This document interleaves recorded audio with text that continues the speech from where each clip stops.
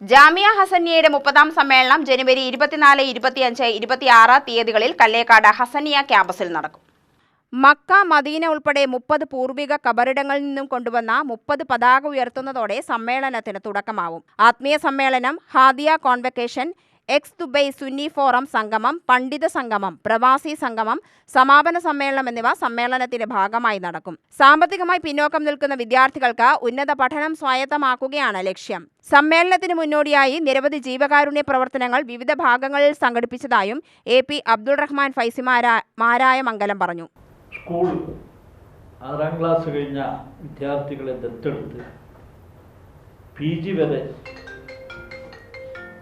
ഭൗതിക വിദ്യാഭ്യാസവും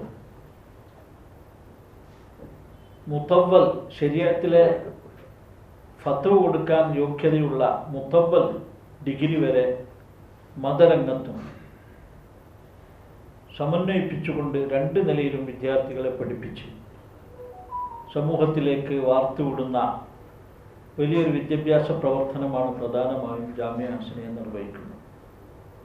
ഈ കാലയളവിനുള്ളിൽ ആയിരക്കണക്കിൽ പണ്ഡിതരെ സമൂഹത്തിന് സമർപ്പിച്ചിട്ടുണ്ട്.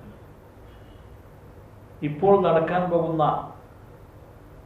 സന്നദ്ധദാന സമ്മേളനത്തിൽ 100 പണ്ഡിതരും 50 ഖുർആൻ ബൈഹത്താക്കിയ പണ്ഡിതരും 20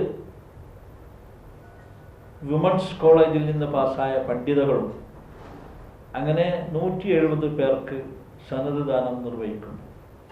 പൊതുജന സമൂഹത്തിൻ്റെ നിർലോഭമായ സഹായ സഹകരണവും ഒന്ന് മാത്രമാണ് ഇതിന് മുതൽക്കൂട്ടായുള്ളത്. സമൂഹത്തിൽ നിർധനരായ പാവപ്പെട്ട കുട്ടികളെ പ്രത്യേകം കണ്ടെത്തി അവരെ കൈപിടിച്ചു കൊണ്ടുവന്ന് PhDയും ഡോക്ടറേറ്റും നേടിക്കൊടുക്കുന്ന സൗജന്യ വിദ്യാഭ്യാസമാണ് ഈ പ്രസ്ഥാനം ചെയ്തുകൊണ്ടിരിക്കുന്ന മഹനീയമായ ഒരു പ്രവർത്തനം.